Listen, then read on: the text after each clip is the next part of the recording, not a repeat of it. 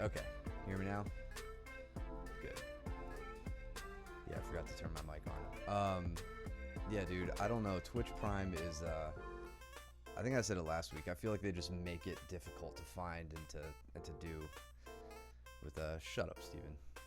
Just so they're not giving away free money, but whatever. I appreciate you guys figuring it out anyway.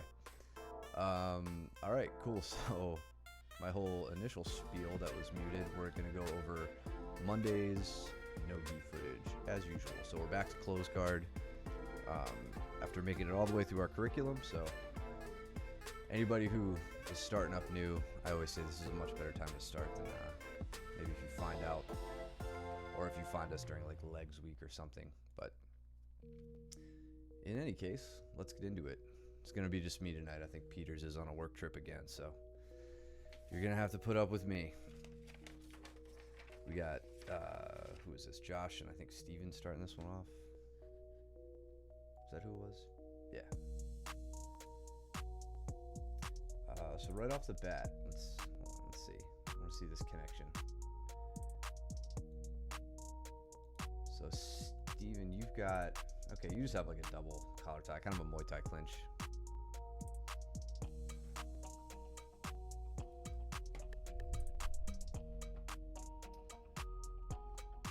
Legs are also annoying on purpose. Yeah, but they're essential, man.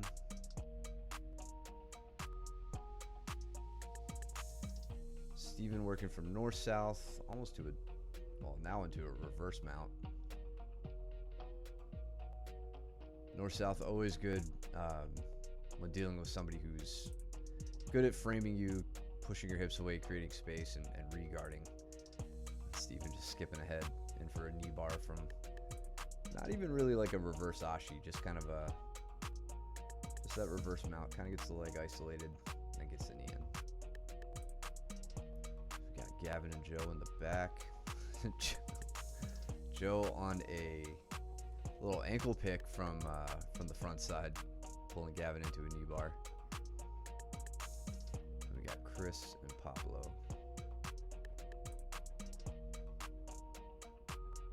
And Justin and me.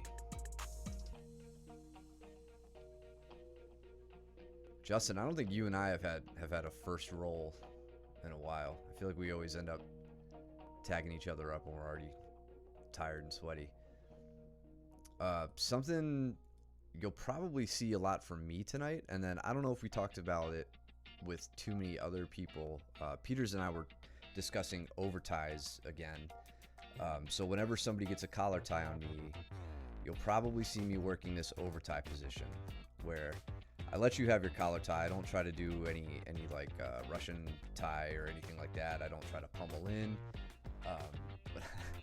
but I take an over tie instead. Definitely caked up. And then from there, let's see. I don't know if this is a good view of it. I take a little bit different grip with my free hand. Yeah, there we go. There's a good frame. Instead of grabbing the wrist like we do on a Russian tie, I'm grabbing at the bicep. And I'm using that to then throw people forward, basically to get back exposure, get them off balance and get back exposure.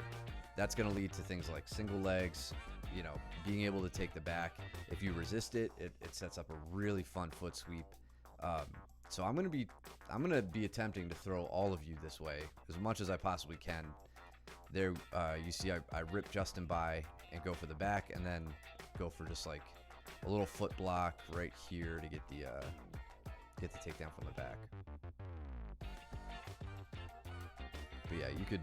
Peters might be pissed that I'm telling you these secrets, but you could fully expect all of us to be doing that to you, or the two of us to be doing that to you. Cole starting off with Mitch, and then Duncan and Caleb do here. Caleb and Duncan here up in the corner.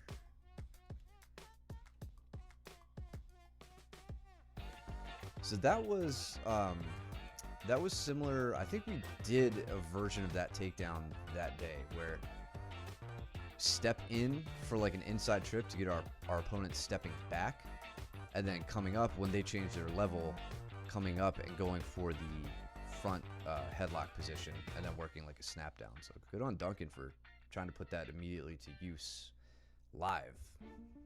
Love to see it. 10-finger guillotine. Ooh, there. Nice. Joe's probably like, what the hell was that? So let's see. So Joe disengaging. Starting from here.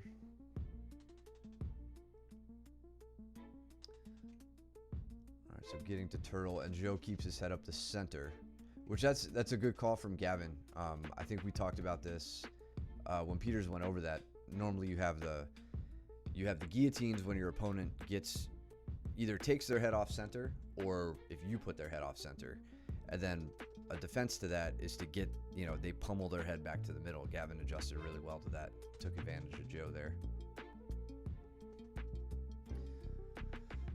Let's see, Steven and Josh. Looks like Steven's waiting for a good time to either maybe transition to the head and arm.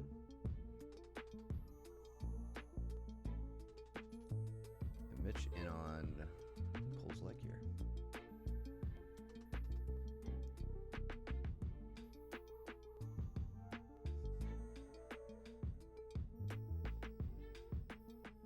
So with Steven sitting in this kind of like low mount, mid mount position, and then just taunting Josh here. So Josh, a good thing to do here, so we see Steven has his legs crossed underneath you. That's going to make it very difficult to do standard elbow escapes, the stuff I always tell you guys to practice.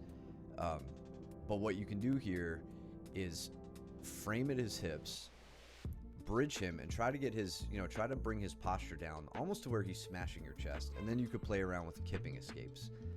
Really, those are really useful when your opponent's making a closed loop around your hips from mount. It's an easier way to get them slipping down into a lower mount position.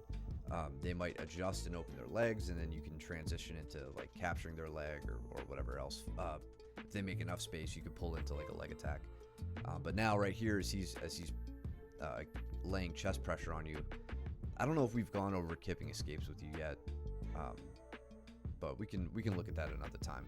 But that's something I try to use when people have their ankles crossed underneath me in mount.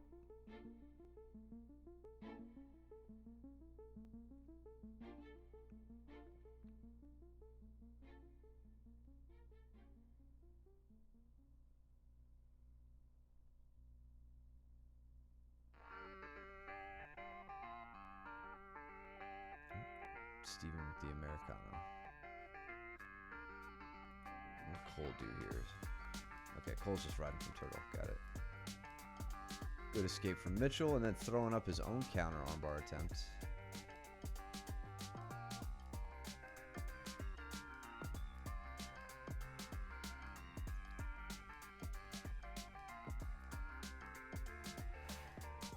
Justin putting up a really good fight with this guard position too. You can see here denying, so kind of a continuation of what we talked about last stream for Josh and Cole and anybody else. You can see I'm trying to get my right leg up the center and to get my knee connected to my elbow. And Justin's doing a good job of preventing that specifically. Even though he hasn't pummeled his leg back in to like inside of my arm, he's still denying me that inside position at the legs. So I have to change from there. Little knee push to clear the knee, and now I settle into passing from half guard, or attempting to. Poorly.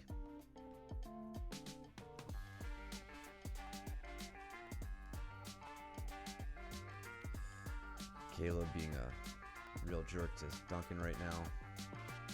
Trying to hit the smother, but Duncan's doing a good job not giving anything up, keeping his head turned away.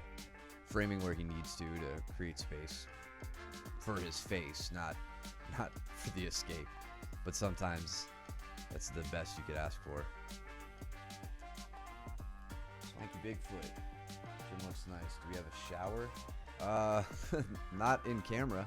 But yeah, we do.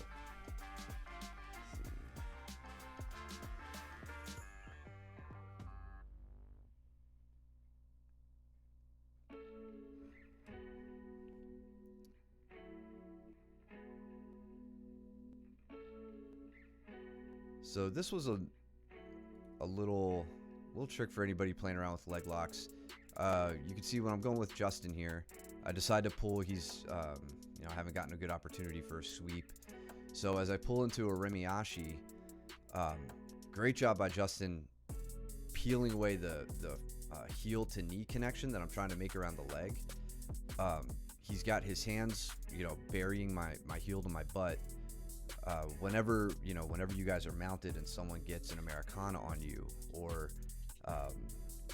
anytime like there's a grip that you don't want, a great thing to do is get them off balance to where they have to base.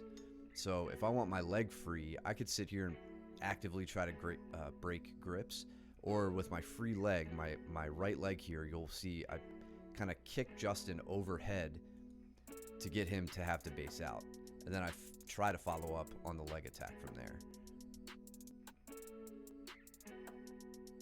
Could have gone a lot better if I had like better connection to the leg before I kicked him overhead.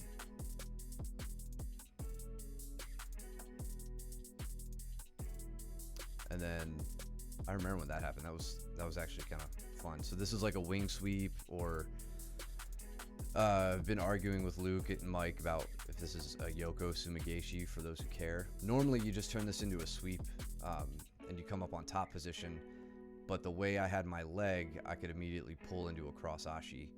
So rather than using it as a sweep, I used it for the leg entry. So have both of Justin's arms on the side of me, which, even though we're not in closed guard, that's a big theme of closed guard, getting both of your opponent's arms on, you know, across your center line. So now I know Justin can't base in this direction, so I go for the sweep. I have the leg open to me, and I say, you know what, I'm just gonna try to switch to this and see what comes out of it. I don't think I'd ever hit that entry before. That was kind of fun. I'll have to try that again. But then he pressures into me and gets his leg safe anyway.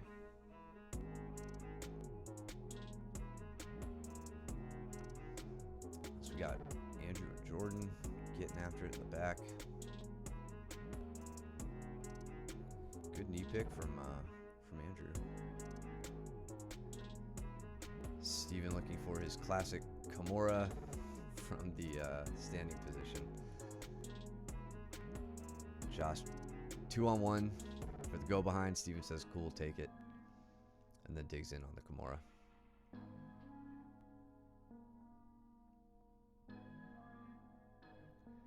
And Gavin on a nice straight ankle. Let's see. Let's look at Gavin and Joe here. So Joe goes to do a standing guard break. That was great, Gavin. You don't wait for your opponent to break your legs open. You do it on your terms. Right into a Remiashi. Get the sweep.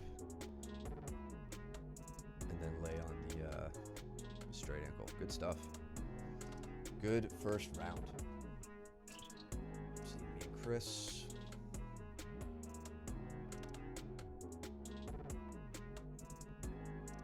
Leopard Brothers.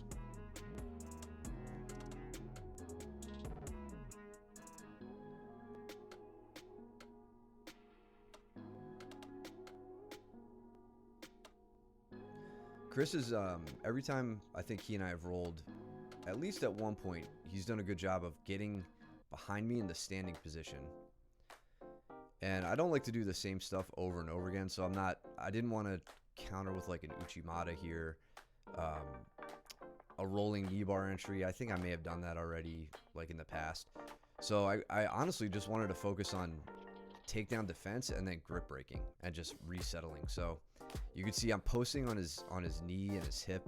I can't say that this is going to work like all the time. I think if Chris did a better job here of moving me, either forwards or backwards, I'd have a lot more to worry about here. Like don't get into these positions and then just kind of like rotate in circles.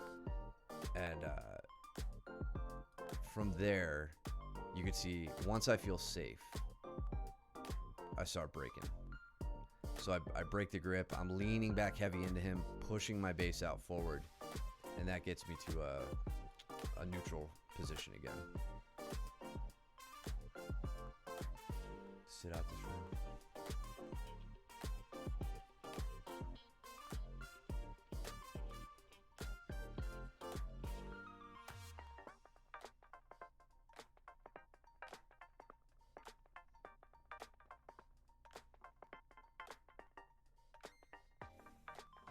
Swank, you one of our students? You're just playing with me. Is it Josh up, or is that? No, it's Cole. When I can't see their haircuts, it gets difficult. Let's go back a little bit. So,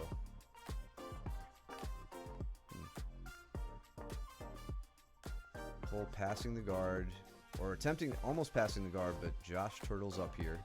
So technically denying him like passing points since he gets to a turtle position. But he comes around to the side. I imagine looking to take the back. Sagging real heavy.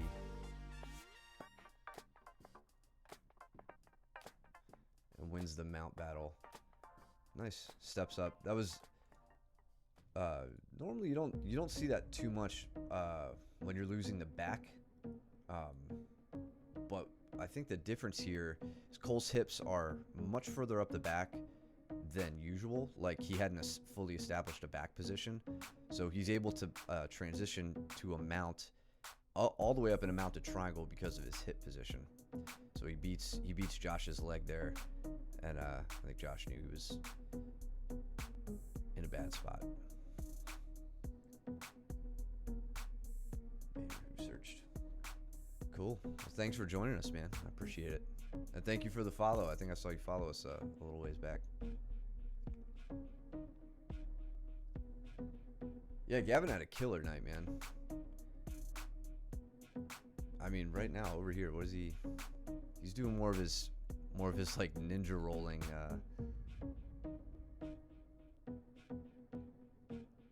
Yeah, You know what I need to do for you, Gavin, is get better at that stuff myself. Because I feel like with those rolling back takes,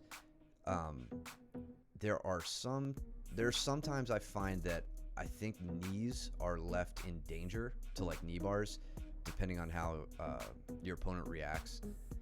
I'll have to tighten those up myself, and then maybe I could go over some stuff there with you. I can tell you what I know about it, but especially after my match with Estevan Giant Slayer, and watching him in the lead up to it, I was like, I don't know enough about those rolling back takes and every angle you can hit them from. Gavin he's over here beating up on Steven.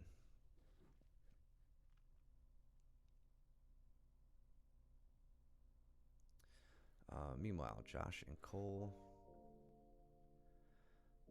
All right, Josh, there you go. So you're getting the leg up the middle there for a second.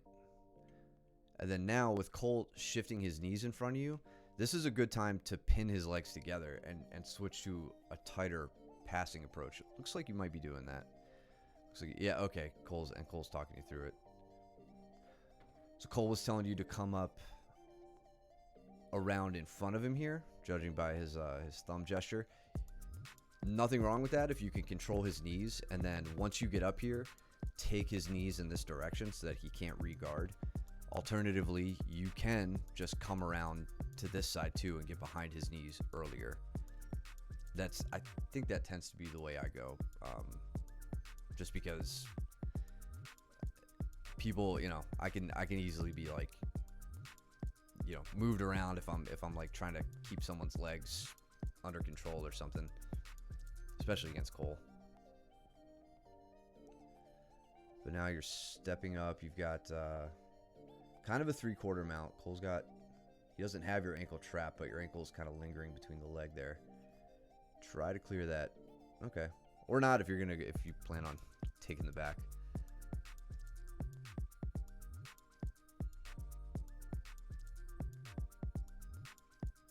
Oh, pointed out just because I never I never hit these, and tonight was an unusual night. So with Chris here, working from butterfly, like a butterfly half, come up on the front headlock.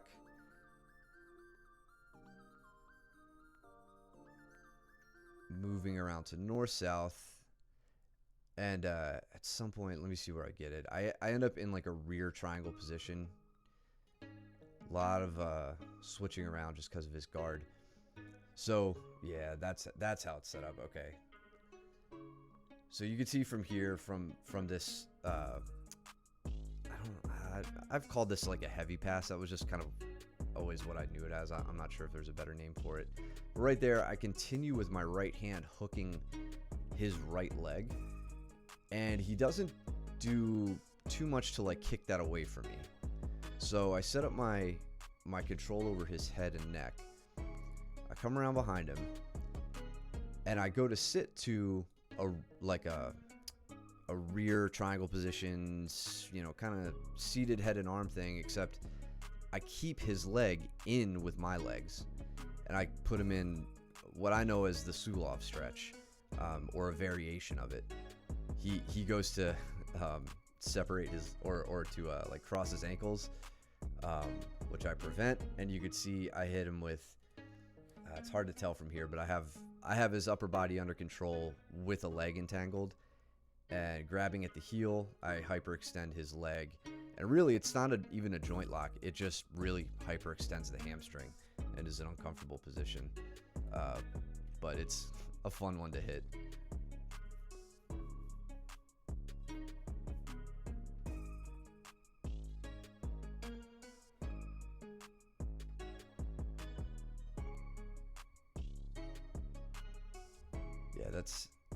You don't see it too much. Normally you see it set up from someone fighting against turtle position. If you guys want to see it in MMA, there was I think Magomed Sharapov, maybe, I think it was him. He hit it in one of his matches, basically against like a turtled up opponent. It's a really sick setup, but obviously MMA, you can get away with some other setups you can't do in here. And then I end up hitting it one more time later that has a much better view of what's going on there, and which is important because I don't want you guys getting caught in that. It's kind of a simple fix, but we'll talk about it later.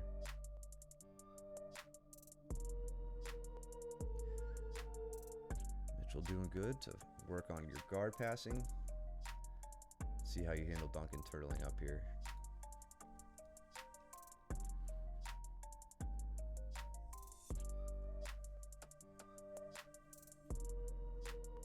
Coming up to the end of the round.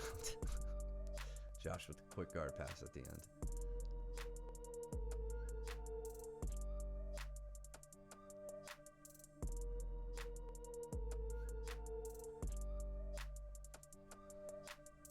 No PIC tonight? What's PIC?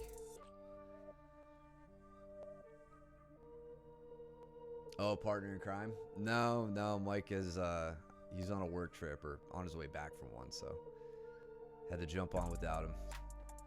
Steven, you're a bully, dude. Right off the bat. Let's see this takedown. From the collar tie, mutual collar tie position. Knee pick. Quick guard pass. Duncan's like, I thought we were just getting loose, man. Into the dorsal Kimura position. And then the shin pin, really useful tactic here to either prevent the hands coming together or to break the hands when the grip has already been made. Looks like Steven used it there to prevent the grip. I don't think Duncan ever got his hands together. And then finishing the Kimura, kind of like how Luke likes to do it, just gripping and ripping rather than laying him down. Cruel.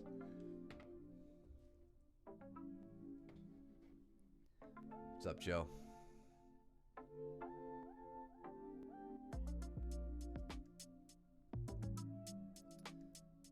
right, Justin Mitchell.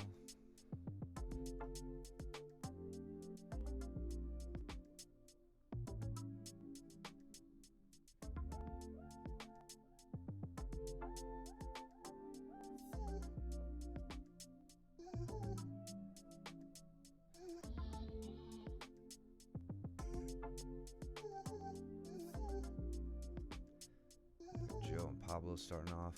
Gonna have to yell at Matt for standing in the way.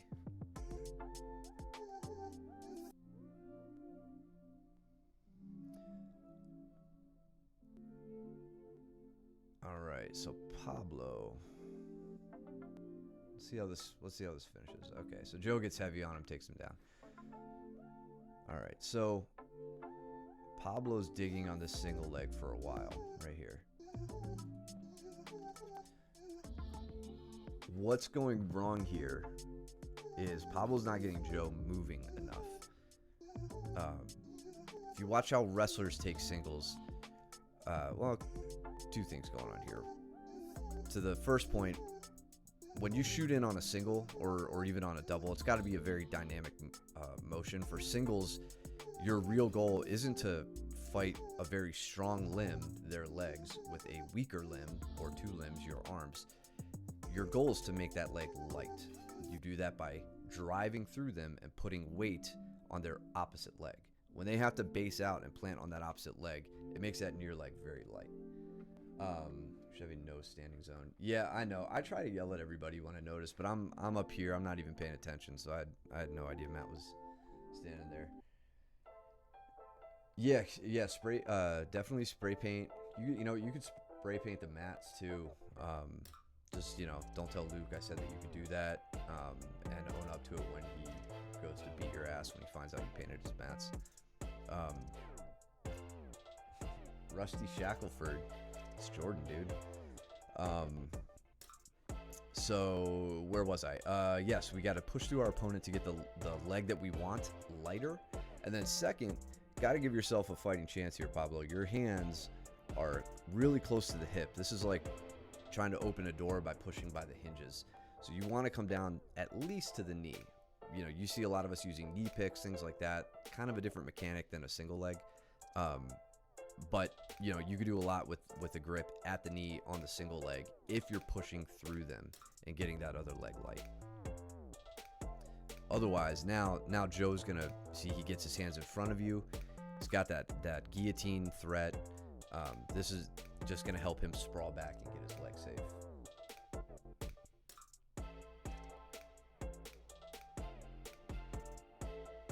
We do that. We do caution tape.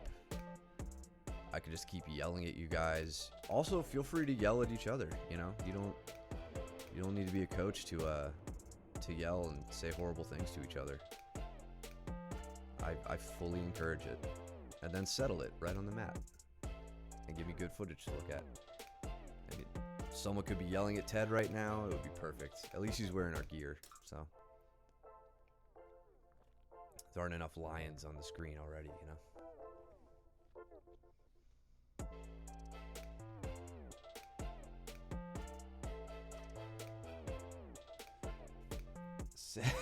It's disgusting. I'm half tempted to delete that comment, Joe.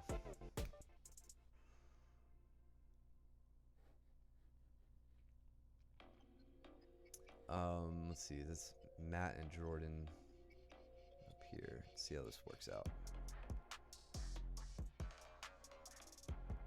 So again, Matt on a single leg attempt there. Just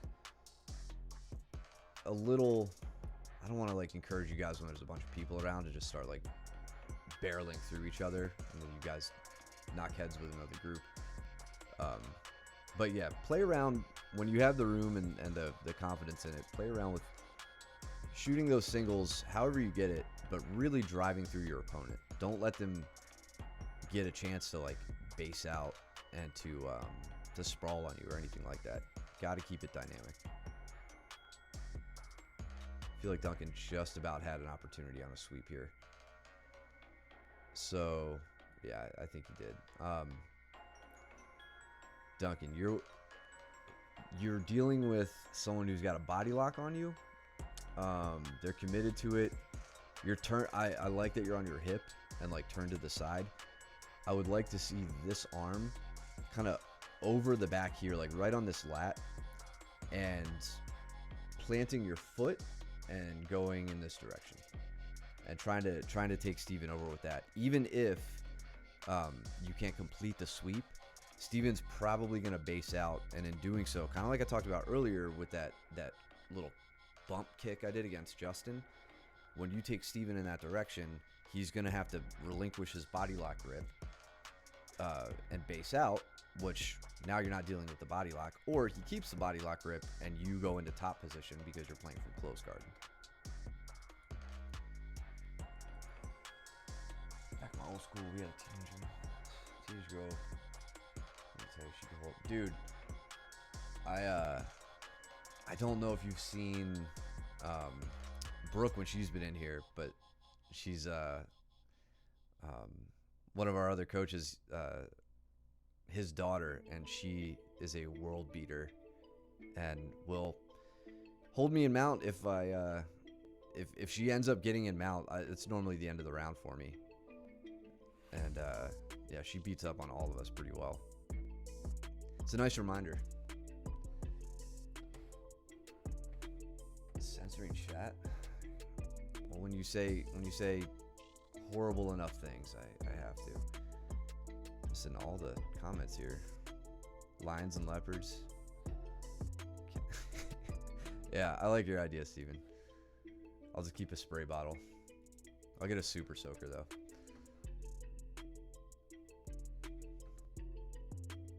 Yeah, Joe, you're done, dude. Your career at Mooresville BJJ is over. With your ear juice comments. Missing so much. What's going on here? Let's see. Duncan trying to enter legs, doing a good job there. Steven, great control over those legs to prevent it. Duncan, you've got the right idea. You just have to be quicker on the execution now, especially against some of the, like the colored belts are going to have a better time with that. I think I shut that down on Joe a couple times to the point of frustration that night. So just got to work on the quick execution. Normally you're going to hit that right here is where you're going to transition rather than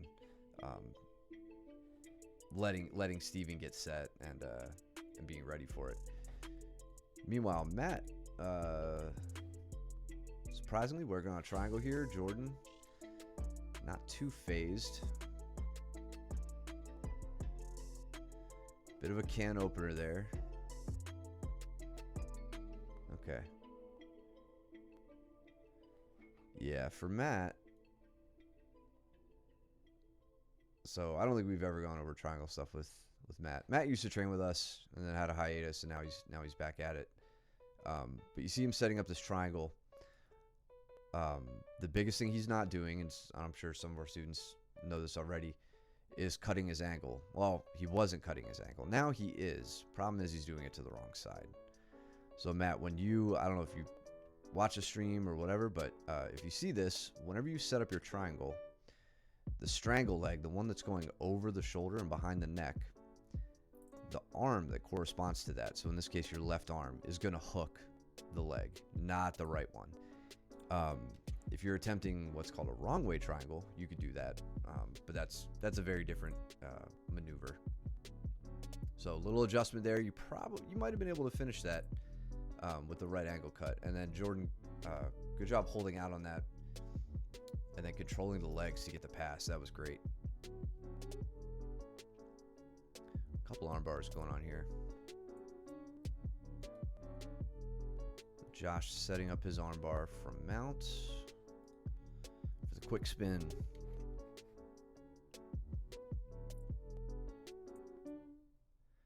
Steven having a bit more difficulty getting there.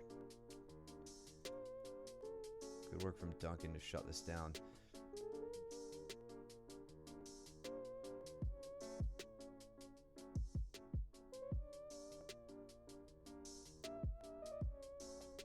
Yeah, this is just a big grip fight.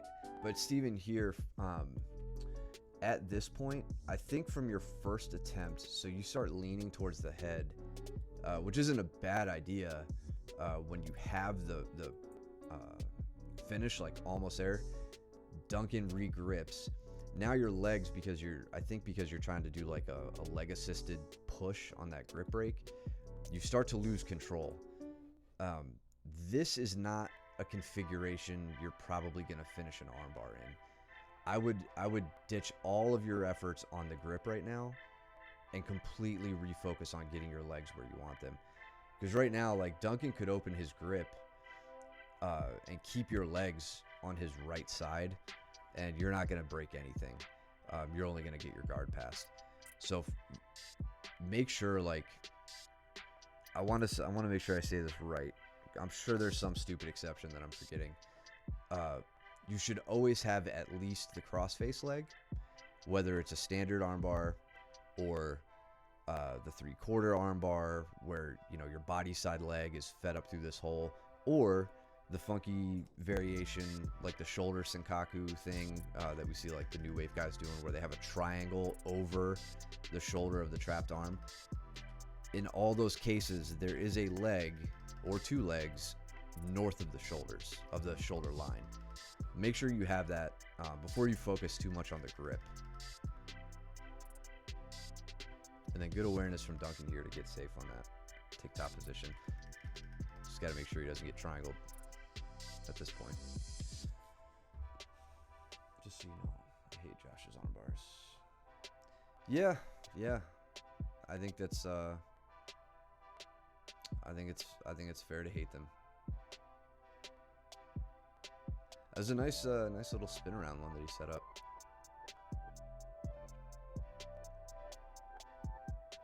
Andrew, I like that you're standing back up and not just chilling in guard. Even during closed guard week, like, I think one of the biggest lessons I learned after my second competition, where one of my matches in Gi, I just spent the entire time in a guy's guard, was like, you don't have to be in guard. You don't have to play in their guard. If you have an opportunity early on to prevent the guard from being set up, don't even go into their guard. And if they open their legs, get up, disengage, work your passing from a distance.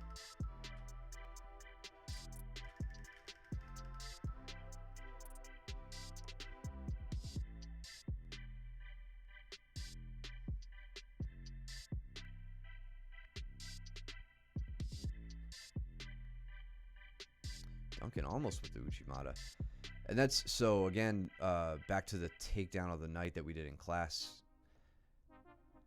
What I like about this from Duncan is he actually makes me think that he's trying to get the initial trip here, or the throw with the Uchimata.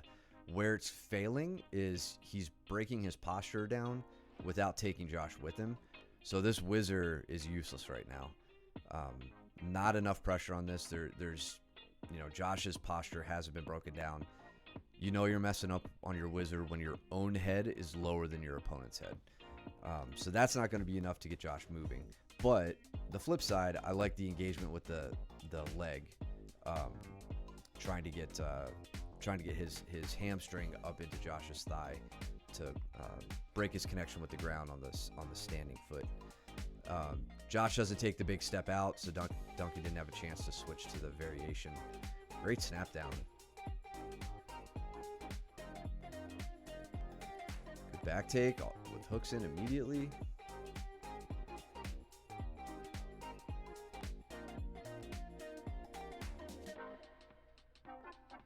Great sprawl from Cole. And then this is a good example of what we've talked about a few times, maybe like a month ago. As Cole tries to do his go behind here, Steven's going to elevate his right arm, and it's just enough to catch Cole's hips right here. It's enough to stop Cole from progressing to the back.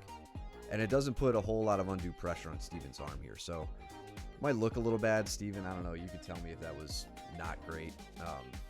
But it allowed you to square back up, and now Cole has to settle for something else. And you're in top half guard at this point. Somehow Gavin hit a triangle on Caleb. I don't believe it. Where was this? Previous round.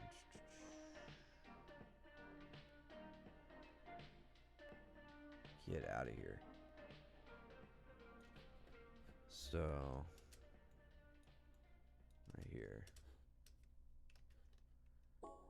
a high mount. Looks like to spin for the armbar at first. Oh no.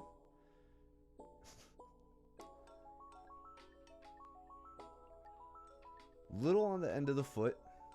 Not ideal. Just because I don't want you straight ankling yourself. Be careful with this, Gavin, against some of our more broad-shouldered opponents. Or training partners. Just for the, I mean, I know you're young and your ankles are all bendy probably. But yeah, make sure you're getting your triangle. I want the, you know, your more than your shoelaces, like the top side of your ankle behind your knee, ideally.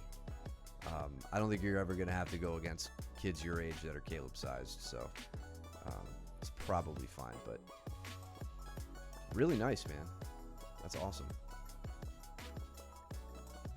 Let's see, big snap to the back.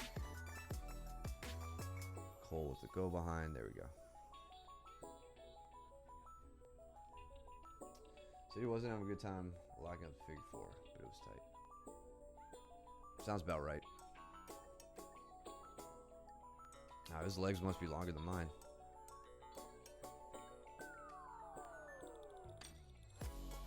Nice sweep from Cole. So with the double overs, this is a nice body lock counter. Now I'm thinking about it. So he hits the forward shift on Steven. Steven doing a good job being threatening here. Puts Cole's heels to his butt. Head in the middle, trying to keep Cole pinned down, which we all know is pretty difficult to do. But Cole hits his forward shift.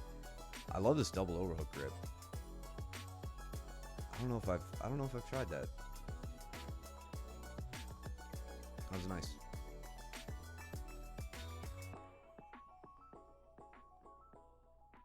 Oh, right there, Cole, was an excellent opportunity for a triangle.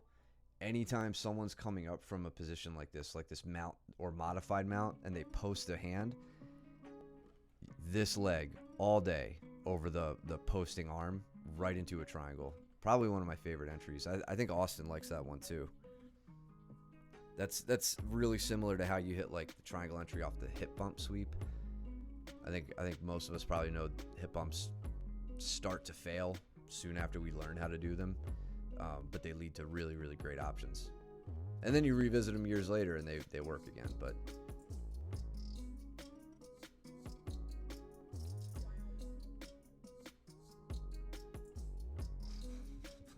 check where's Walton. I mean, it'll get people to open up their tighter turtle positions and probably get out of a pin. I can't say that too many of us do that here. You probably see a lot more fists swinging.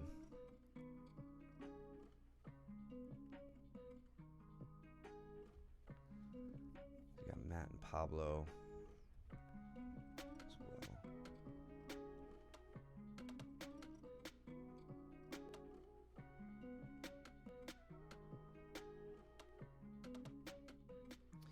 What do Caleb and Chris do here? Oh, just a little compression choke.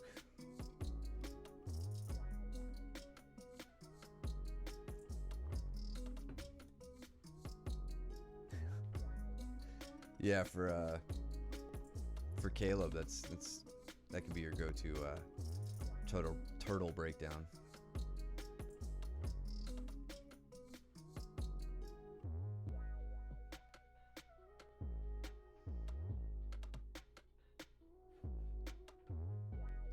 Matt with the bottom side body triangle. With a guard body triangle, I guess.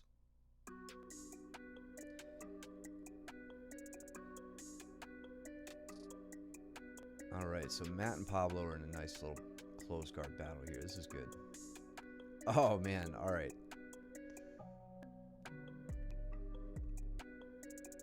Nice. So, this is cool. Good bit of technical stuff going on here from these two. So front and center with Matt and Pablo. Pablo is in Matt's guard. Honestly, when somebody body locks me from guard, I don't sweat it too much. I can't really do much about it. It's not like when someone has a body triangle and they're on your back. I normally just proceed with my usual escapes. So what Pablo's doing here is looking for inside bicep ties. That way, it's going to be difficult for Matt to control posture. Once he has Matt's arms under control and his posture under control, he can go to take his head over Matt's head and jump up to his feet and work a standing guard break. But here, he messed up, or Matt forced him to mess up. You could see Matt ends up getting both of Pablo's arms across his center line. So this is back exposure. Matt's got a lot of options from here. He can hit pendulum sweeps. If he cuts the angle and rolls in this direction, Pablo doesn't have a base. He could take the back. He could hit arm bars, triangles, setups to different positional, like small positional advancements, all from close guard here. Let's see, I forgot how Pablo responds. So Matt's climbing up the back. That was it. So in a moment, Pablo sees an opportunity to step over the legs. Matt's taking the body triangle off. Tries to hit the shin pin. I think this didn't work just because Pablo's head, most of Pablo's weight is now over Matt's left side. He doesn't get to pin Matt on the right side, and Matt can take him over here. So that was a nice little grip battle from the two of them. Matt's got to get to his knees here, though. Don't want to be splayed out in close guard like that. Only good thing... What, did I miss something? Is this your roll with Andrew?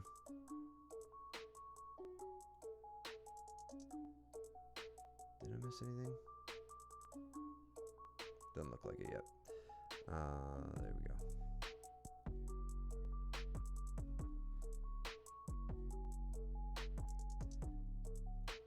Pablo's setting up into something. I don't think he knew what he had there, but it's called a clamp guard, or I think even Williams guard after Sean Williams, one of Renzo's black belts. I think he built a whole system around that position.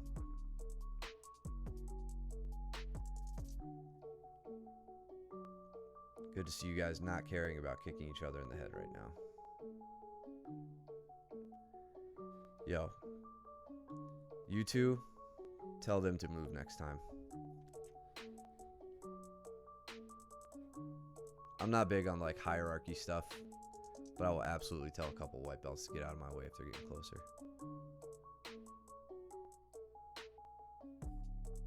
And then Matt with the armbar. Let's see how we got there. So from this modified mount,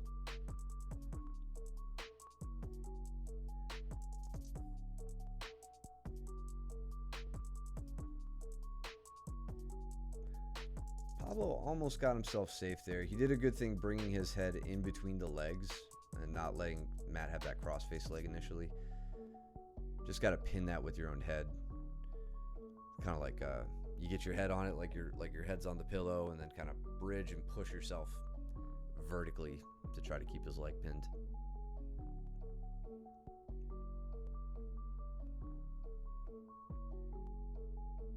Great shot from Gavin.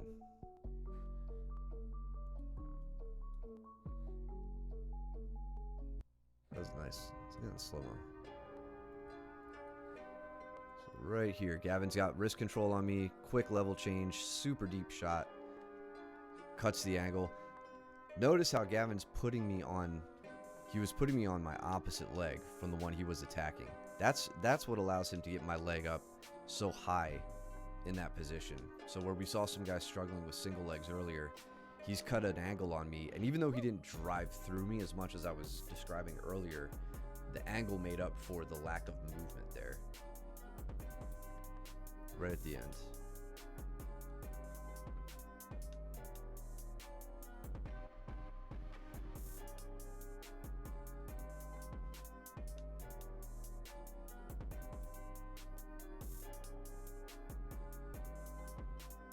Alright, me and Steven.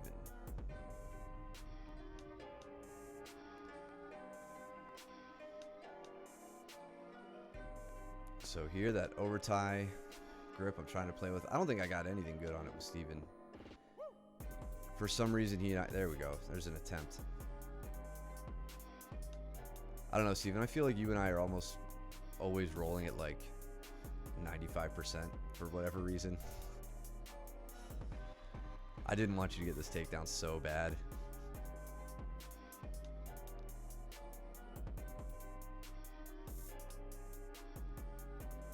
Andrew, let's see what that was. Just looking at Andrew and Austin here. Okay. Just keeping Austin moving. Austin had an opportunity to take advantage of this here. This is his opportunity to hit an Uchimata. Got Andrew's head out in front of his feet. He's got that leg up the inside.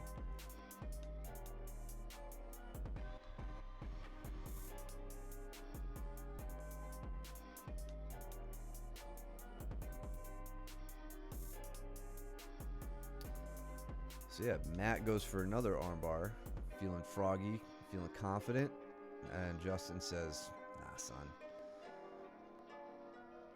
So this is great. Justin never has control, or not control. Justin never has a grip, like a closed grip.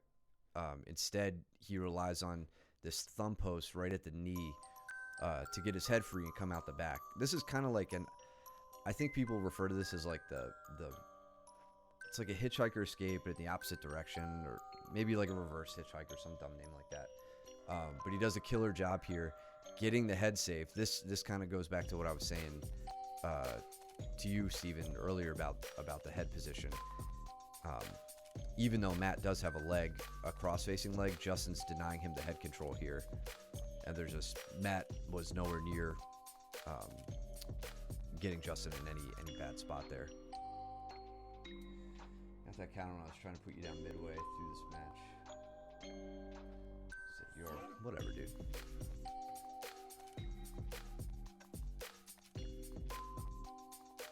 I forget. I did forget about that. Yeah. I thought you were just saying I was really tired, like right now, which I kind of been. Was this it? Where I was? Yeah, maybe. I don't know. I'm just going to stop talking and let the footage play. Really, really heavy head pressure. Yeah, that's what it was. I think that's what you were referring to. How did this whole thing start? So from a side body lock position. This is an example. This is one of those rules that you can start to break after a while.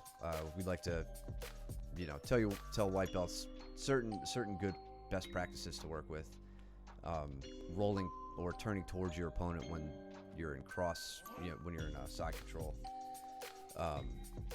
That's one of them. But right now you'll see I start turning up away from Steven, exposing my back. But with his head in front of me rather than behind me, right now I'm not too worried about the back take. It seems like he's pretty set on passing. So this allows me to come up. Think how different this would be if Steven's head was behind my back right now. It would be a very different game. Steven would be setting up probably lower body control at this point and trying to take my back again. But now his head's in front of me, so I can play a different game here. I'm really trying to off balance him. I'm keeping his head in front of me so he can't slip behind. I think, Steven, you even said after this roll that you were trying to like shuck me over, but I wouldn't let you. And then here was immediate downward head pressure just to keep you in front of me. And when I built up to my base, I take this pretty much a tight waist grip, but from the front side here, and I just kind of crack you down and get you on your back. So that one was all about head position. All right, Andrew on a leg. Well, briefly.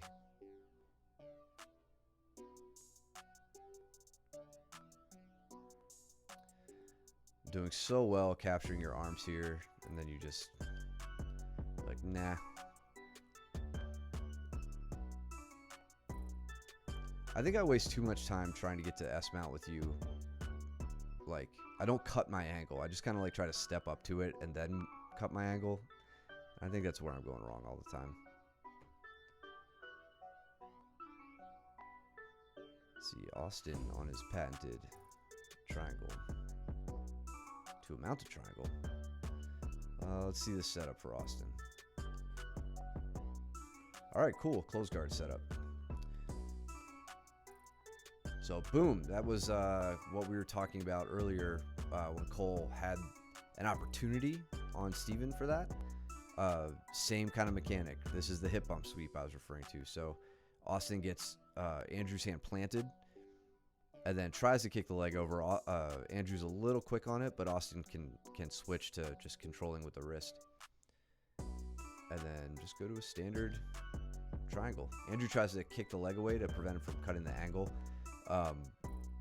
But Austin does a good job here with using the near side arm. So if you can't reach the leg to cut your angle, you can use the trapped arm. No, the free arm. And it's not quite as good. It's not going to get you to the best spot, but it works. What's up, James? Legs have got yours. Good, man. I hope the last 2 weeks you pulled something out of that. I'm kind of revisiting them myself right now. So between that and I shouldn't even say that. Like, I feel like I have 10 different irons in the fire all the time with jiu-jitsu. What did you get Josh with? Heavy.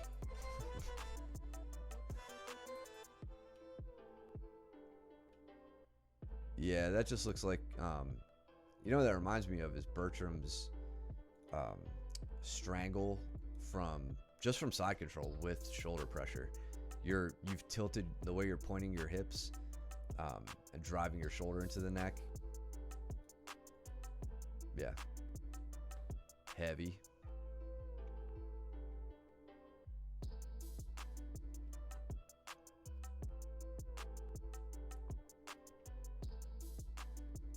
And Austin on another triangle. Or no, that's the same one rolling to the mount.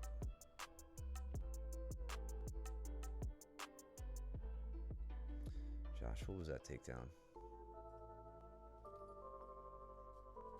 Damn, that was really nice, Josh. So you've got this, let's see, you've got a deep underhook to the near side. Let's look at this again. So I feel like you took a lesson from, or like took a little bit of the lesson, like the takedown of the night. This collar tie wrist. I would close that grip up. Your hands are so close together. I would just say, do your palm to palm grip there, your gable grip. But I like the setup, man. Think about if you tried to do this without the footwork. You'd be trying to move Caleb, where he could, as you try to turn, like you're gonna turn into the screen now to or turn out of the screen to hit this. Caleb could just kind of walk with you, and it probably wouldn't result in anything. But now you take that leg away from him, and as you start to initiate the motion, he only has the one leg to post on. He has to put his hand down, and you get a really solid takedown out of this. All about the setup.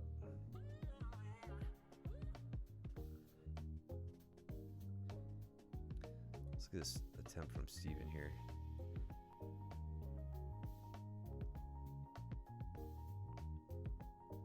Really trying to pull the knee back in.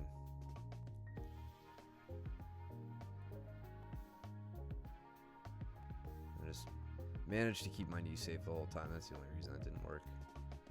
And I'm not going to let you guys calf slice me.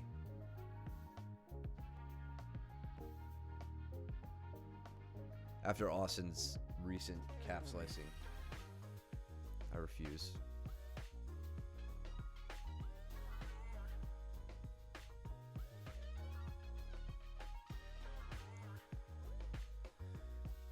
Fighting into half butterfly, hoping Steven doesn't remember the Estima lesson from the weekend.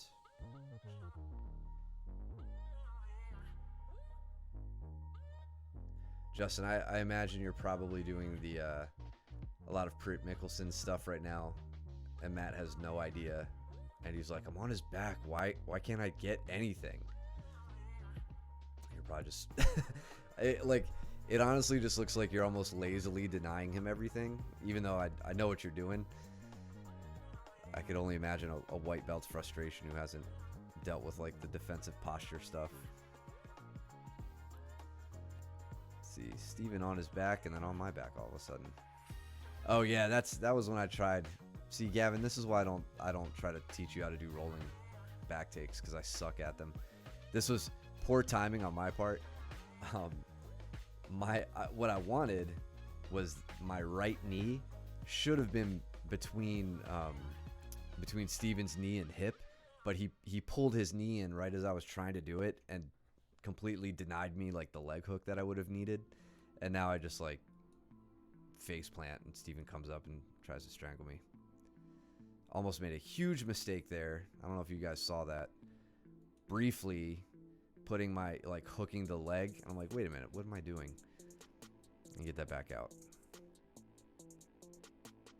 And now I'm doing my best impression of Justin. Ooh, Andrew. All right, so see how you got here. Looking at Andrew's attempt on this knee bar.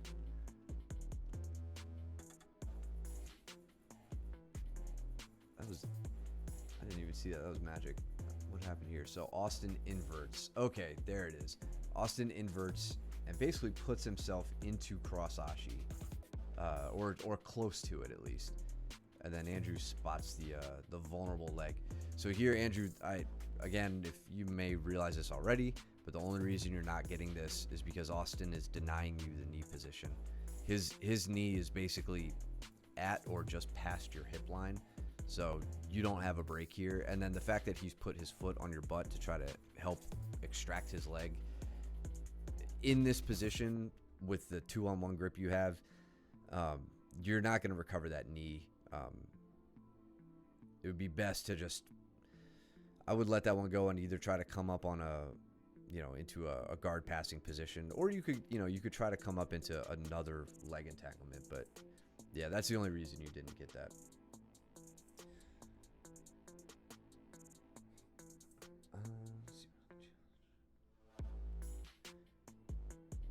Trying to sit up / get up from that position where when he's on your back. You know what I find, Justin, right, let's see, so he's got that hook, that kind of like half Nelson hook. Honestly, right in here, here's the thing about that half Nelson does a good job preventing you from moving towards us out of the screen at this point. It does nothing to stop your rotation. So the get up, it's not going to be a sit up here per se. It's going to be a get up, and it's going to start with that rotation. I mean, like maybe if I go back a little further, his legs are open and everything. We could look at a more difficult spot. So yeah, there's a good time where I literally just like sit away. Right here is a perfect time to think about doing an ab crunch, just like a regular sit-up. Take your head towards your knees. He has, when you feel that he has no upper body connection, you literally can just sit up out of this back mount. He doesn't have a control arm. He doesn't have a strangle arm. You basically sit up as far as you can, and then just turn your back to the mat even more. If you can scissor your legs and you have like the ability to rotate your hips, then you could basically just get up immediately into his close guard and you avoid the scramble. Try not to wait too long from there to just take your back away from his chest and completely maximally misalign yourself from him. I know that sounds super simple, and it's the benefit of hindsight goes a long way. But there's so many times where it's just really easy to just sit up away from your opponent. You don't even realize it. So we're on that knee bar. Okay, good.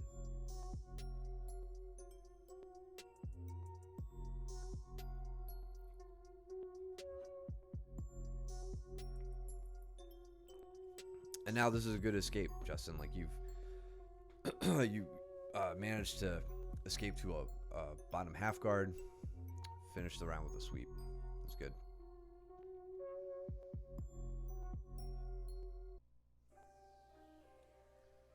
Just looking to go a different direction. I don't know. We could talk about it, man.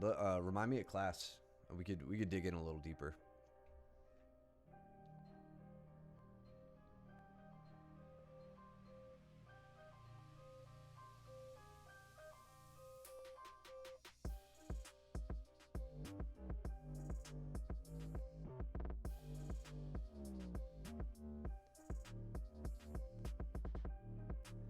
There again with the, I tried to get that over tie, but didn't have as much luck moving Josh with that. That's where you would typically employ the foot sweep. You can see I kind of go to hook it. So over tie, bicep grip. He stays behind. I should have tried to sweep with the other leg, like with my left leg.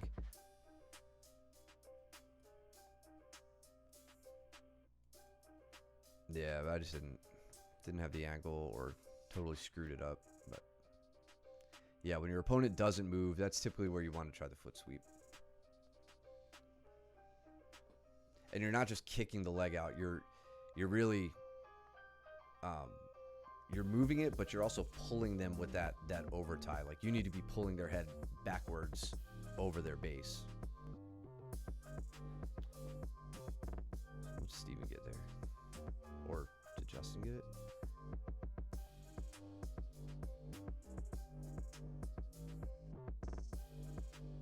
Looks like Steven reversed the Kimura.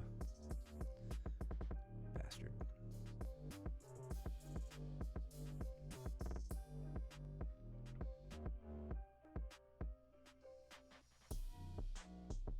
So we got Ted and Joe by the pillar. Jordan and Chris.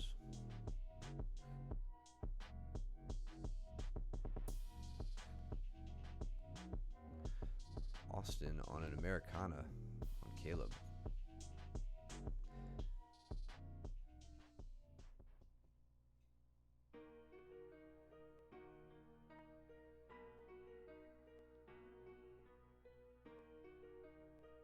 Seeing a lot of a good bit of close guard work.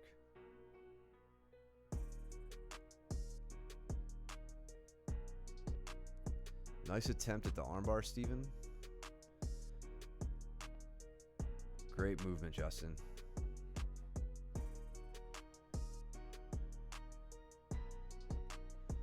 So yeah, really good example of close guard tactics. Justin going for the standing guard break.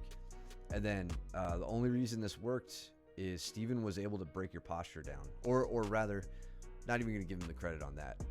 Justin, I'm going to blame you for not getting your posture all the way up. Repeatedly tell you guys, got to stand up like nobody's hanging off your body right now. Stand up perfectly tall. Justin, you could probably tell if your head was above your hips right now, you wouldn't have Steven cutting an angle on your arm. So there, I guess, because Steven was able to pull you down, you dropped to this knee. But I think he was able to pull you down because you didn't get up to a full upright position. That's my take on it. I'm sticking to it. Mostly just to encourage you to really get to a standing upright position, as awkward as it may feel balance-wise. But then you did well here to stack and not let Steven manipulate your arm to a dangerous spot. Great shuck by Josh to get behind me. Hits me with the underhook. Doesn't wait around on it.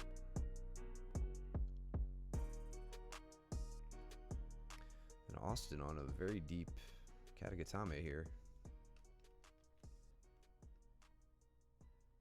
Oh, Caleb putting up a fight. All right.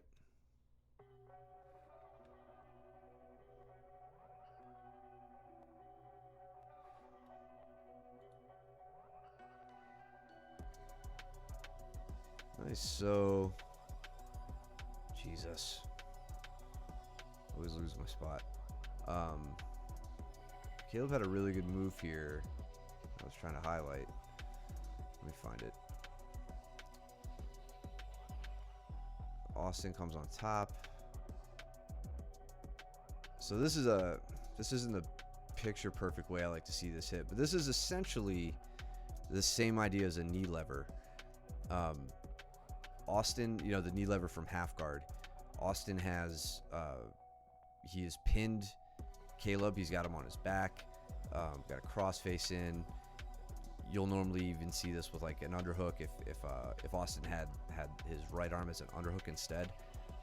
What I would like to see, well, I don't want to take this away from Caleb because it worked, but normally right leg would step over, so the foot would be planted just outside Austin's knee, and Austin's knee would be on the mat. The real thing here, though, the mechanic is the turn. Just that little turn. It's not a big bridge. It's nothing. Just pointing the knees from east to west, and it's enough to get your opponent off base. Really, really simple move that can be really, really effective.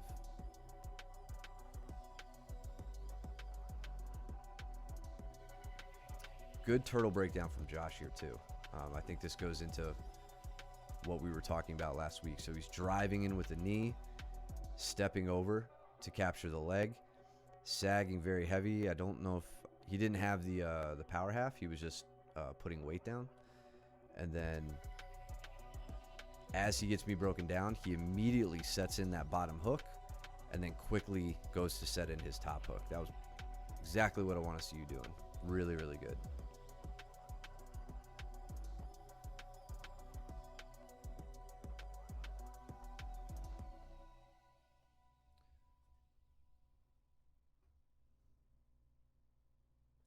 Yeah, Justin, I think most people, like most of our students, I should say, any of the ones that I like talk about the standing guard break with, usually that's the sticking point. It isn't even so much the balance or the bicep ties or like all the other little details. It's having the confidence to stand up straight. And remember, you know, the biggest takeaway from that is if you stand up straight and you get put down on your butt, you have a contingency, and that's that knee pinch that keeps them from coming up top. So like, stand up. You have zero reason not to. You know, that when I learned that helped me get up to that position and not think twice about it. Good job chasing that Kimura, Steven.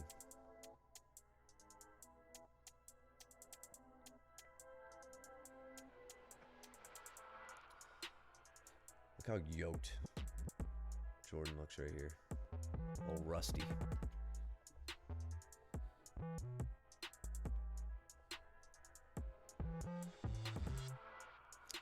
Joe, I like that shoulder push.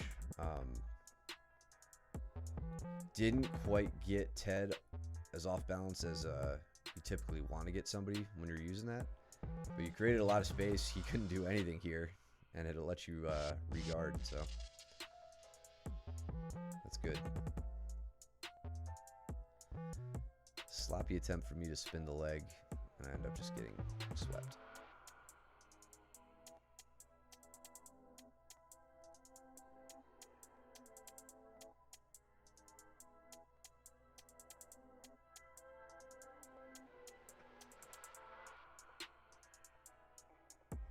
Joe, your guard's looking really good right now. Looks like Ted's trying to play a heavier game. See him switching directions a little bit, but not really affecting you too much.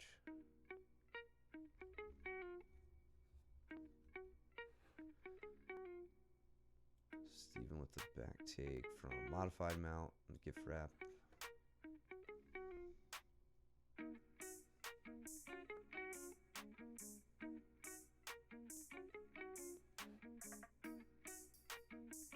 That sweep on Josh. So again, this is kind of body lock reversal stuff. So Josh, you may have helped me with this one more than you realize, because it doesn't look like I don't know how much that lift is coming from me. Maybe it is, because I don't know, your legs are kind of coming off the ground. But I see you kind of favoring your left side, so I just help you favor it a little bit more. That shoulder grip is actually doing a lot there to help put some torque on you and finish that motion. And then I disengage my bottom leg, or what becomes my bottom leg, to try to power off the mat to get a little bit more out of that.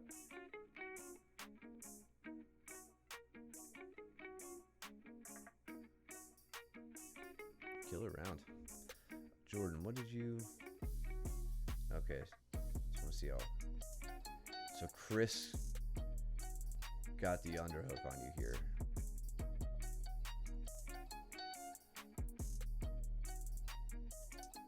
Okay, so he digs on the underhook. Got to be a little bit more forceful in that fight to deny him the underhook, because now this is a bad spot for you. So yeah, he just has to slip the head and he's able to get around your back, which he's like halfway there now. And that's how that ends up happening.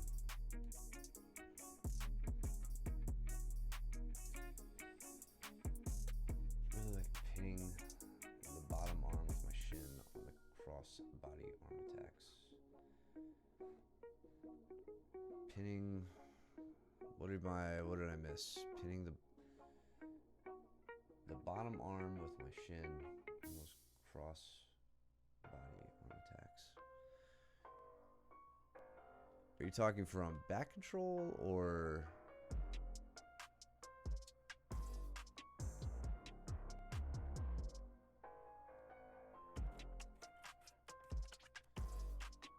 Nah, that's good. That's good, Jordan.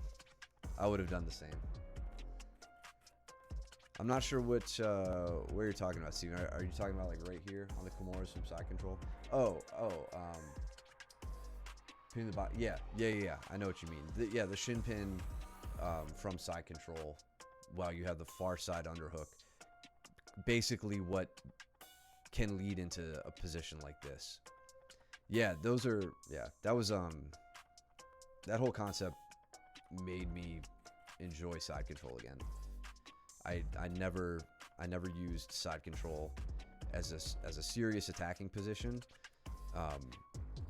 until I realized like I could get a lot more out of it using that shin pin. It was always like a real transitional spot for me, unless I was with a white belt and it was like, oh, here's an armbar, here's how you do that, have fun with it.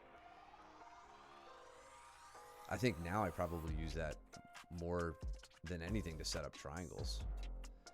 I just want to give Joe his credit here. I think he got a good takedown on me. No, I got the takedown, but he kind of fell. Not a pretty one.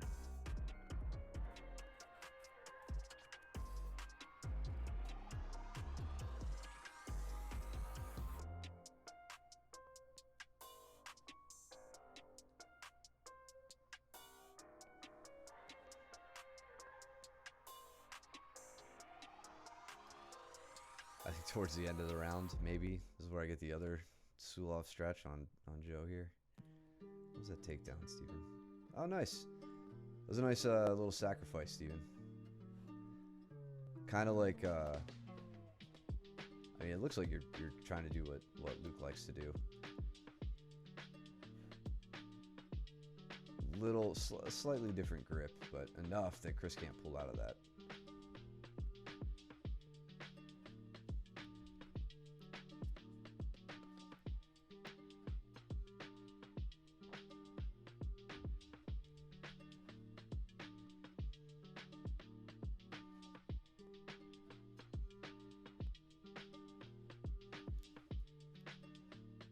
Trying to hit Joe with a smother pressure here, but none of you appreciate my smother, and you just make fun of me, so I don't do it anymore.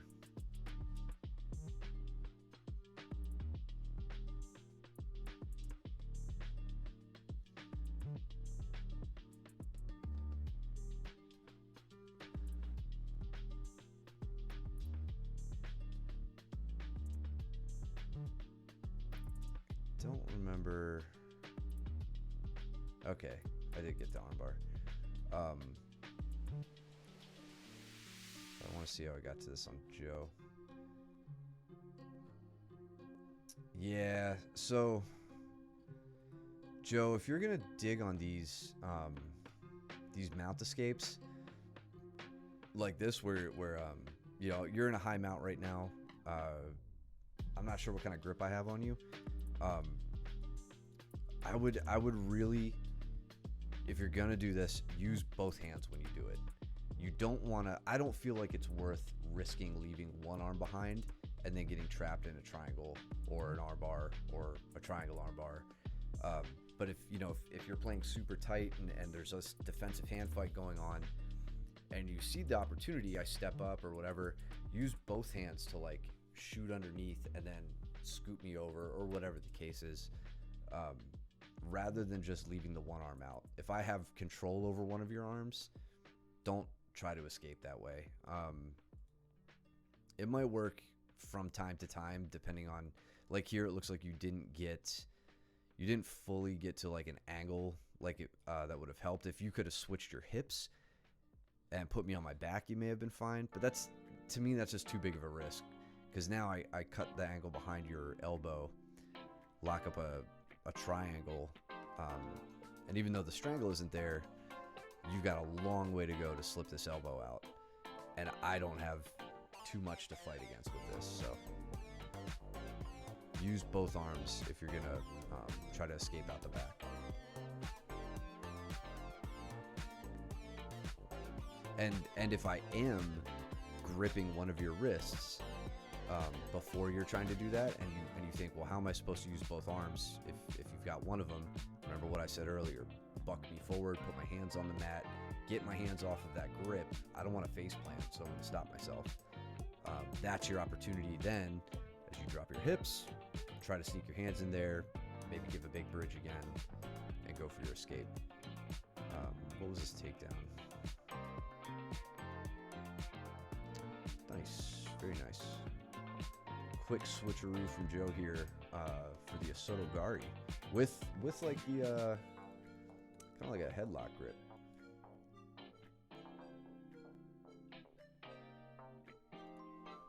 Why didn't you get that? So I based out and just got my legs around.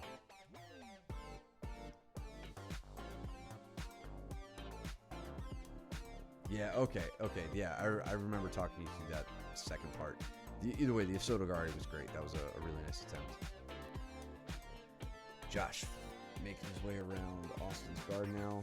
I like that you're keeping his knees pointed away. You're going to want to start establishing some upper body connection, though. Josh is going to, or Austin's going to make that difficult, but... Ooh, and now he's in on a leg attack on you.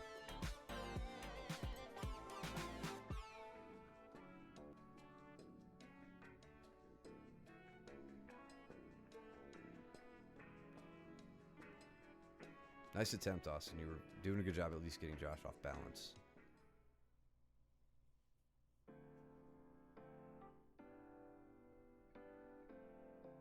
Josh in on his own leg attack now. Pretty sure Joe bloodied up my nose that night with this this mount pressure he's putting on me.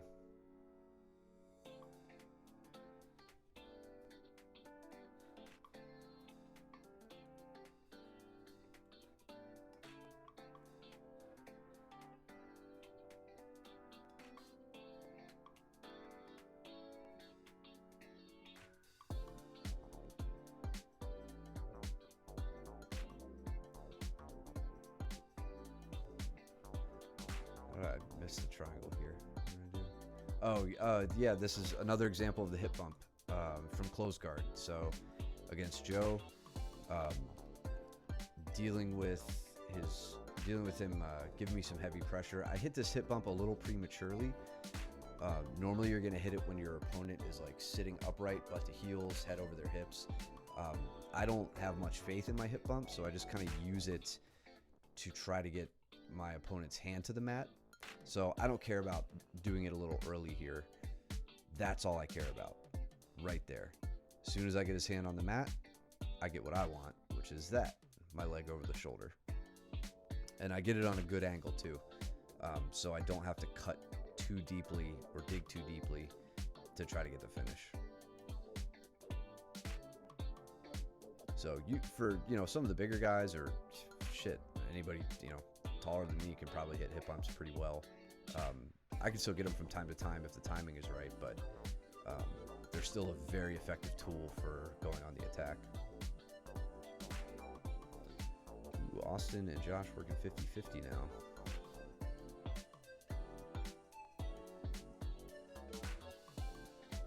So, Joe, the only reason I think by now this is the second time you tried this on me. I like it. I like that you're going for it. You've got the scoop grip. You don't need the closed hands here. You can just put your right hand like on my knee.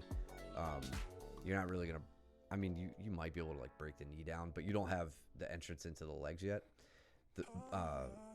What you need is to open the legs, invert your right knee. But I know that, so I'm going to block that knee. So even with this Achilles grip, you kind of slipped it there, but your right leg can't go under and behind me like it needs to now. So I'm not really worried about the leg entrance at this point. Even as you cut the angle, I just kind of keep you disengaged on the outside. It is a consequence of me just like knowing what you're probably going to work, because I would do the same thing. So you can also try, instead of that, if you want to add this in, instead of trying to immediately attack this leg, my left leg, you could just slip into an X guard here. And instead of trying to like immediately attack, you could use the X guard to set up Kazushi, get me off balance, sweep me with that. Please remind me, and I'll show you exactly what I'm talking about. But by now, it's always good to have like two things at least in every position to work on. So here, Joe, I think this is the start of my second Suloff stretch for the night. So I set this up from the cradle. This is easy for me to set up when I can bring one of your knees close to your nose, and you'll see, instead of stepping over for mount, I keep your head with my left arm. I keep it close to your knee. I will step my right leg, hooking it behind yours, and then I'll step my other leg over your, like behind your head and over the shoulder and cut my angle. So what I'm really trying to do, I would love to cross my ankles here, and then it's like, all right, you can go to attack the leg when you feel that you have everything else under control, which I feel like I got it. I go for the knee, and then I hit the stretch, and I bet you didn't know you were that flexible.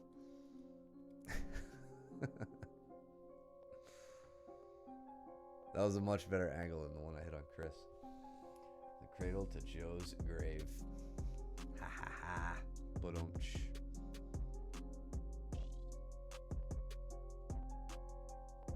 Steven with the countered Kimura. All night with those Kimuras, man. So yeah, another case of Steven being okay with somebody getting behind, threatening an attack. And then laying in the Kimura. You probably do that more than anybody else at the school. It's a solid move for you. And what's been going on with Justin and Caleb over here? Are they just chatting? Okay, Caleb was on something. And then end of the round.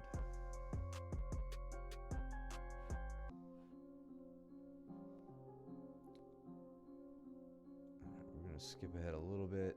Getting kind of late. It's got me and Matt, Andrew and Steven. What do I hit on Matt here?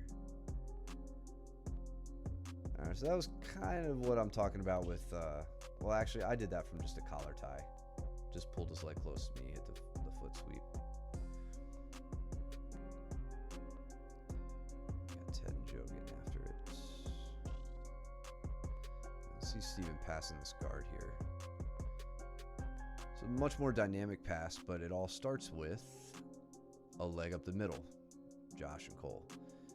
So that's just a pretty traditional knee cut pass, even with a little bit of extra space. Steven's like kind of cuts to the outside a little bit. Josh, Andrew, that was your window to try to capture him, get your guard back. And yeah, Steven, sure enough, looking for the shin pin. Let's see if you pass it off to the other leg. No, just going for knee on belly.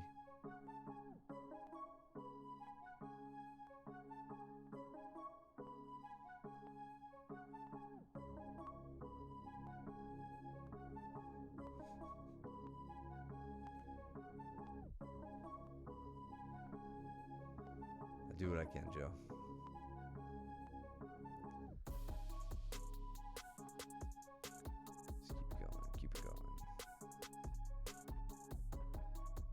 Oh, okay. Another Kimura. Jesus Christ, Steven.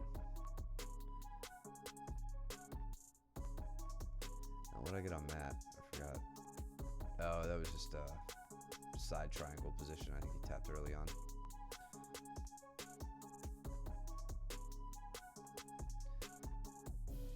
A lot of hand fighting, a little patty cake in.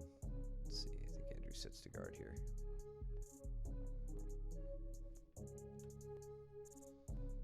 I think we saw that on the last stream. Joe, I think you did that to Andrew too. So Andrew, the way you prevent this, super simple. Just keep one knee close to your chest.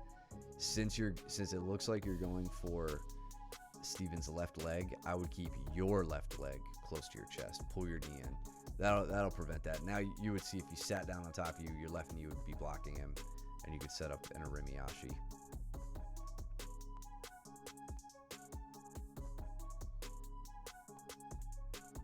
Steven on the attack on the single arm. For what, another Kimura?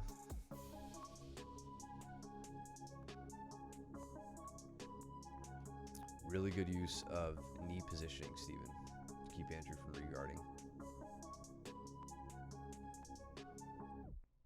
And you could tell the whole point of that, like I was saying earlier, one of those white belt rules we teach early is turn towards your opponent to get your knees in. Well, what happens when your opponent is behind your knees and pointing them in that direction and putting weight on them? There's no way Andrew can just easily turn towards Steven right now. So that's the whole point of getting behind your opponent's knees when you pass their guard. It's to prevent the re-guard. I don't know if we've ever explicitly explained that, but that's the idea behind it. And now, as he comes back and around, he's looking to advance up the body. He could always kind of jump behind those knees if he needs to again.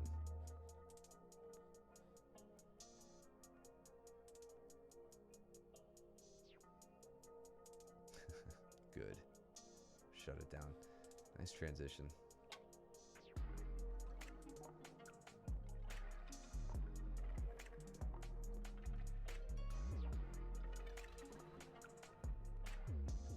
Yeah, pulling guard, there's, that's the first thing someone in jiu-jitsu will make fun of you for, just because it's an easy, running joke. But it has its strategic purposes. If you compete and you tell right off the bat that you're going up against a guy with wrestling experience, go ahead, pull guard. Deny him the ability to take you down and get 2 points on you. That it's within the rules. Why not? And then, I get going by what you said earlier about dabbling with the legs as well. It's not a guaranteed entrance into the legs, but it certainly kind of gets you closer to that point. You just got to be careful on how you engage from there, a la that last round. But that's all stuff you can pretty easily tighten up. I'd honestly be surprised if after white belt anybody slipped past your guard like that. Oh, Steven. There it is. I love it. We talked about this. The load up. Drops the hips. Oh, boom. Yes. one of two, I think. Keep an eye out for the second one.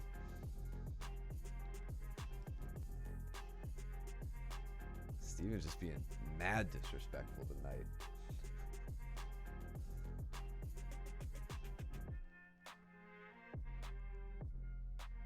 Yeah, I'd give him an advantage for that, though. Yeah, right. That was enough to make Pat break his silence.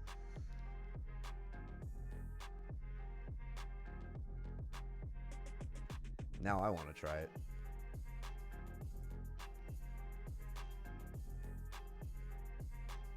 God, I will throw my back out if I do that, I think. All right, let's see. Oh, another one from off screen. So more of a twist on this one. That's honestly, I like this approach. So Steven kind of getting the load up here, not having to rely on picking up Caleb. I'd like to see Steven, if you're gonna do this, I want to see you kickstand this leg behind Caleb's. That way he can't step on your foot like this. And also, if he managed to spin a little bit quicker, I think he would have been able to stuff this. But if you trip that leg, he kind of tripped over himself here. Like he didn't step far enough to get out from that. But if you were blocking that leg, you would absolutely get that trip, and it'd be damn near impossible for him to stop. And yeah, if all else fails, lift with your back. Absolutely. And exhale deeply as you lift. Don't tighten your core when you're doing it.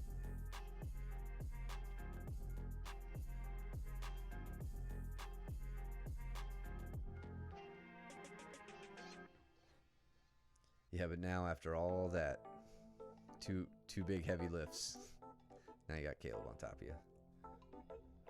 At least briefly.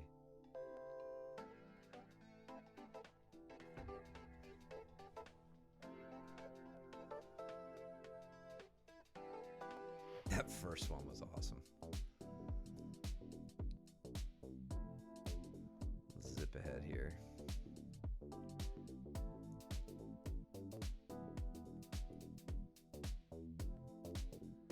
It's an interesting arm configuration from Caleb. Not very effective, it looks like.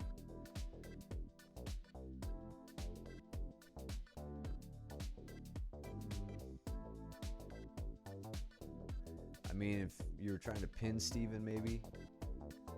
I think he just spun right out of that. I guess he didn't have an arm. That's why that was easily escaped. Oh, you got a third in you, Steven? You're looking a little tired.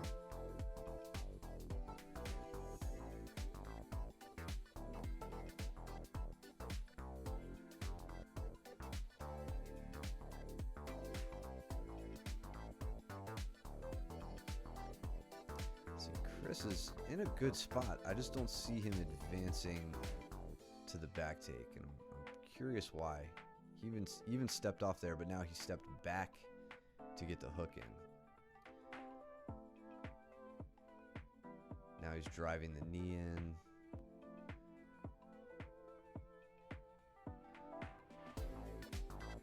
I'm curious if maybe his upper body grip wasn't in the right spot, like he didn't feel confident with that. He had a good opportunity to take the back there. Went about it in kind of a circuitous way. Almost with the Peruvian, but now for the arm and guillotine.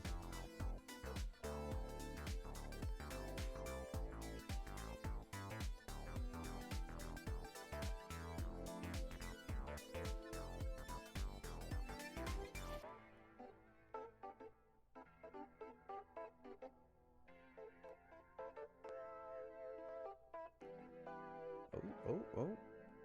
Coming out for the arm.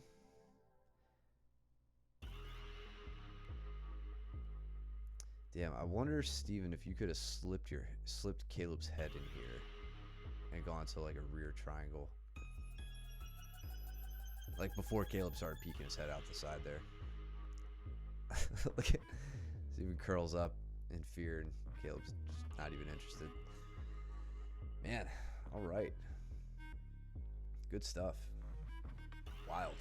You guys are, I don't know. I can't say I'd try to lift Caleb, but more power to you. Anyway, thanks for sticking around tonight, guys. Really, really good stuff from everybody. And I feel like all of you have plenty of stuff to work on. It's not a dig at you either. Looks like you're all picking things up, and you just got to put some polish on them. So, 335. Yeah, I thought it was 355. Let's see. And try, I did. Attaboy. That's the right attitude. Yeah, you guys are very welcome. Thank you for tuning in. Thanks for using the emojis. Of course, as always, follow us here. Push 400. Yeah, James, get your ass back here, man. We got some talent ready for you. Got to see how you've been shaping up at Fairtex. Yeah. In any case, follow us here. Subscribe if you can. You can use your Twitch Prime, all that stuff. Really helps us out. Subscribe over on YouTube, where we'll put this up. And what else? We're going to continue on with Close Guard this week. We got Geek Class tomorrow. I think that's about it. I don't need to give a whole spiel. So, you guys know the deal. Go trim your nails, do your laundry. Don't be stinky, and get back to class. And we will see you there. Take it easy.